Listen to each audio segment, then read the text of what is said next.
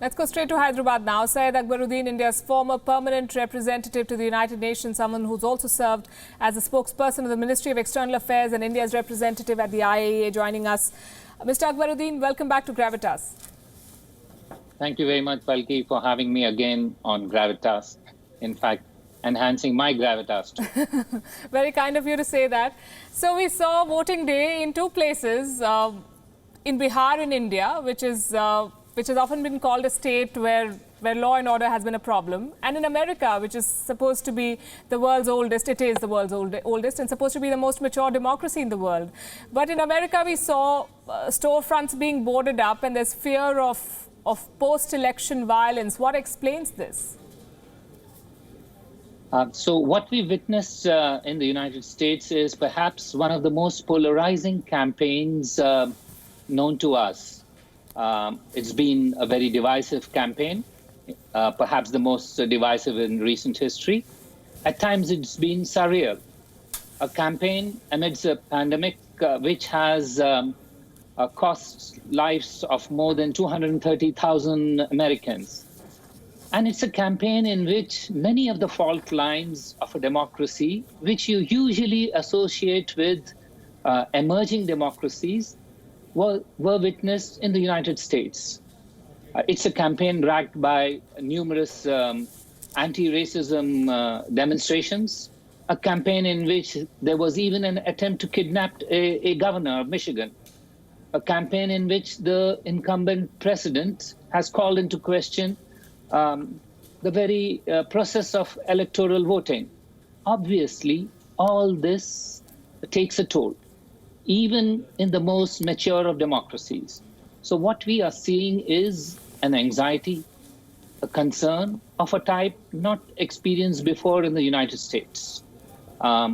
It's manifested in various ways. It's manifested in, for example, social media platforms now providing new rules and regulations for announcing results.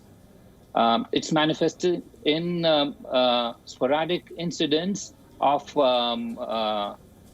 owners of stores boarding them just in case of violence.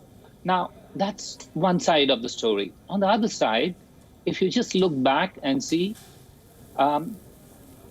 the US elections have been in a better place than what was envisaged, say, 4 to 6 months ago.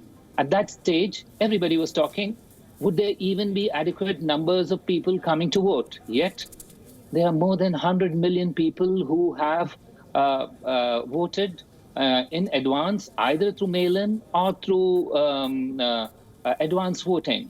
And much of these votes have already been received.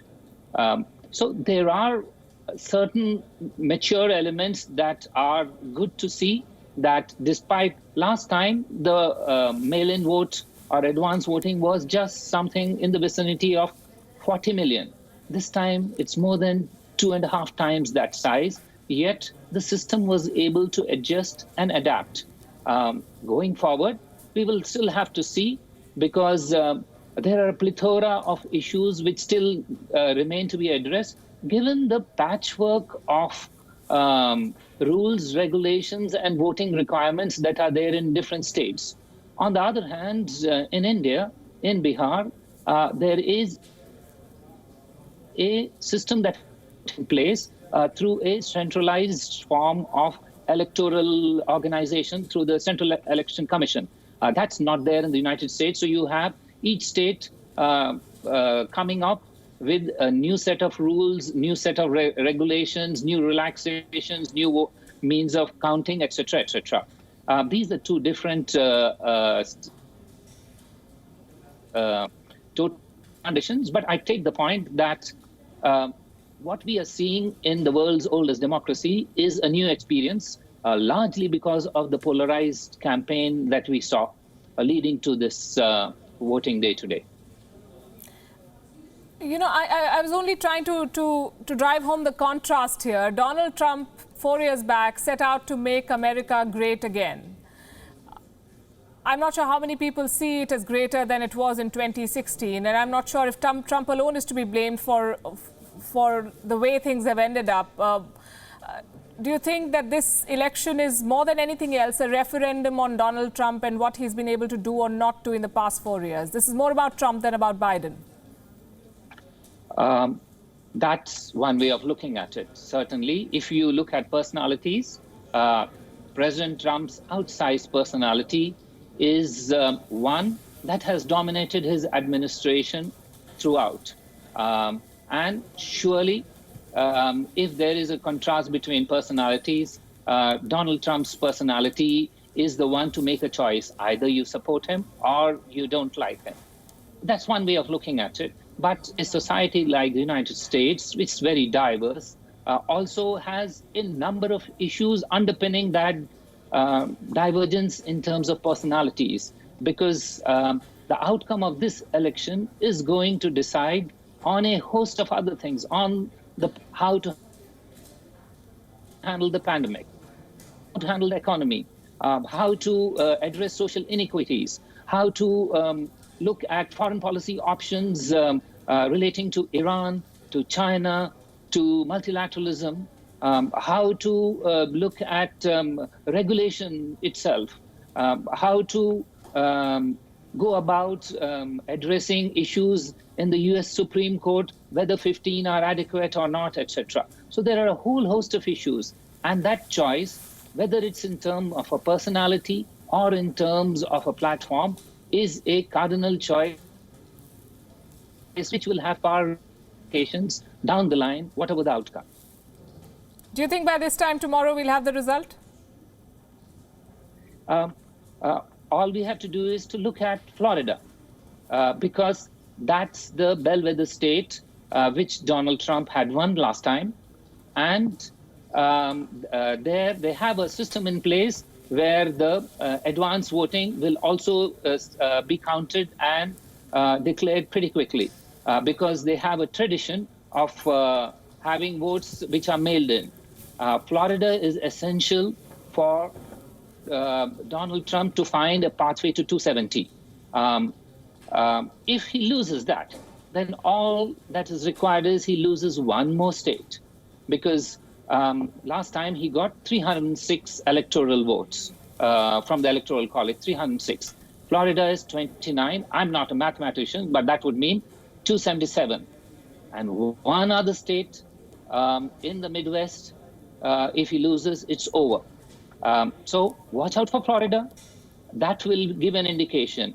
If Donald Trump wins Florida, then you're in for a longer count, because many of the Midwestern states will take a longer time to address the issues of these mail-in votes or advance voting, because they have only started counting today.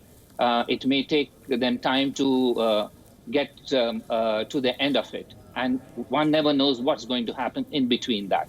So when we watch out for the election results, Florida will be key, followed by Georgia, or maybe North Carolina. These 3-4 Sun Belt states, if Donald Trump does well, it doesn't mean he's out of difficult straits, but it means that the election will take a longer time to decide. If he doesn't do well in one of these, certainly in Florida, then it's much more difficult for him to get back get to the pathway of 270. So Florida is going to be announcing its results starting at, I understand, 8:30 their local time. We don't have very long to go in that. And that will give a key pointer of whether this election results will come in quickly or it will take a longer drawn process. Well, we'll be reporting it here on WION, because we're live non-stop on this broadcast for about 42 hours. But Florida is a state to watch. Florida, I believe, is also the state that took 2 presidential hopefuls to court back in the year 2000. I hope that story is not repeated. Thanks very much for the moment, Syed Akbaruddin, for joining us here on Gravitas. Thank you very much, Palki. Thank you for watching Gravitas on WION's YouTube channel. If you want to stay up to date with what's happening around the world, then subscribe to our channel and don't forget to like and share. Thank you very much for watching WION. The world is one.